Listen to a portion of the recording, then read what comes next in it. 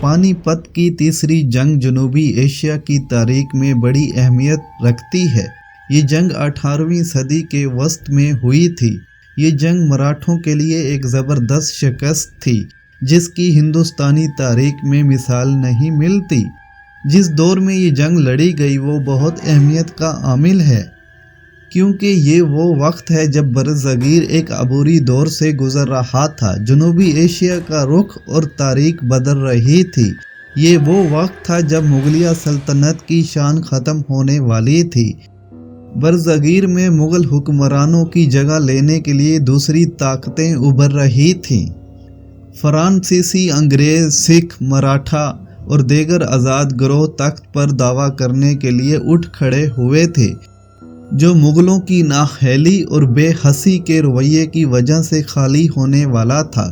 پانی پت کی تیسری جنگ اس وقت ہوئی جب مرکزی طاقت کی کمزوری کی وجہ سے مغلیہ سلطنت بکھر رہی تھی۔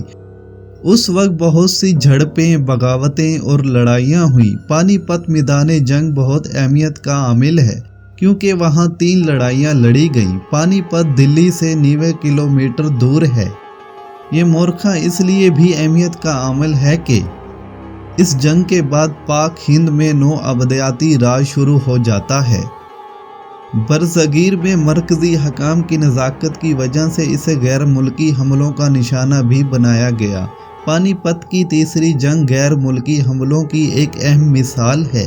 ایک اور عنصر جس نے اس حملے کو جنم دیا وہ تھا ہندوستان میں مسلمانوں کی حکمرانی کو ختم کرنا تھا۔ مراٹھوں، سکھوں وغیرہ کی مسلمانوں پر ڈھائے جانے والے مظالم کے جواب میں کمزور مسلمان حکمرانوں نے ابدالی کو انہیں بچانے کی دعوت دی۔ یہ جنگ افغانستان کے بادشاہ احمد شاہ ابدالی اور مراٹھا فوج کے درمیان لڑی گئی، جو مغلیہ حکومت کو ختم کرنے اور مغل تاج پر قبضہ کرنے کی کوشش کرنے والے اہم کردار تھے۔ احمد شاہ ابدالی نے ہندوستان پر کئی بار حملہ کیا۔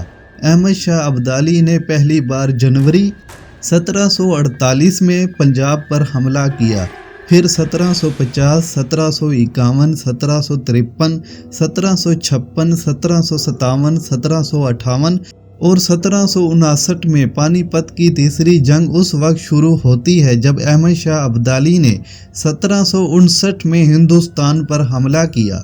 1759 میں افغان فوج ہندوستان میں داخل ہوئی۔ کرنائل اس وقت تک بغیر کسی واضح مزاحمت کے مراٹھوں نے دلی پر قبضہ کر لیا تھا، لیکن جب افغان فورسز نے آہستہ آہستہ مرکز کی طرف بڑھنا شروع کیا تو مراٹھا اور افغان فورسز کے درمیان جھڑپیں شروع ہو گئیں۔ یہ وہ وقت تھا جب دونوں افواج نے اتحادی اور شراکت دار بننا شروع کیا اور جنگ کو پانی پت کی جنگ کی شکل میں ایک حتمی اور ناگزیر حل سمجھا۔ سکھوں، جاٹوں، راجپوتوں اور اوودھا بنگال، میسور وغیرہ کے نوابوں کو دونوں طرف سے فتح کرنے کی کوشش کی گئی۔ چونکہ مراٹھا کے تقریباً تمام دیگر گروہوں کے ساتھ تعلقات کشیدہ تھے، اس لیے اس نے اس سلسلے میں ان کی بہت کم مدد کی، جبکہ احمد شاہ ابدالی کو شجاع الدین دولہ، راجپوتوں اور جاٹوں کی حمایت حاصل ہوئی۔ افغانیوں کو مضبوط کرنے والا بنیادی عنصر نجیب دولہ اور شجاع دولہ جیسے مسلم حکمرانوں کی حمایت تھی۔ 1760 میں افغانی فوج نے دلی ندی کے قریب شاہدرہ کی طرف مارچ کیا۔ جمنا دونوں فوجوں کو ایک طرف سے تقسیم کرتا ہے۔ مراٹھا فوج کی قیادت مراٹھا پیشوا بالاجی باجی راؤ کے کزن سدا شیوا راؤ کر رہے تھے۔ دوسری طرف افغان فوج کی قیادت احمد شاہ ابدالی کر رہے تھے۔ جنگ کا آغاز 27 مارچ 1760 کو ہوتا ہے جب مراٹھا فوج نے دکن سے دلی پہنچنے کے لیے اپنی پیش قدمی شروع کی اور اکتوبر میں وہ دلی پہنچ گئے۔ یہ وہ وقت تھا جب ان کے درمیان چھوٹے چھوٹے جھگڑے ہو جاتے تھے۔ 23-24 اکتوبر کو افغان دریا جمنا عبور کر کے باغپت پہنچے۔ 26 اکتوبر کو افغانوں نے مراٹھا فوج کو پانی پت کے میدان میں بھگا دیا۔ احمد شاہ نے اپنی پوزیشن 5 میل جنوب میں دریا جمنا تک لے لی۔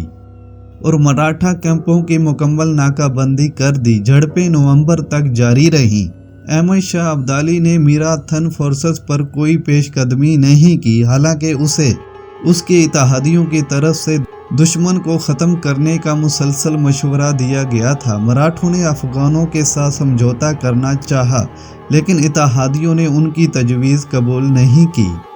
मुज़ाकरात की नाकामी की वजह से उसने मराठों को मायूस कर दिया और उन्होंने 6 जनवरी 1761 को अफ़गान फ़ौज पर अचानक हमला शुरू कर दिया।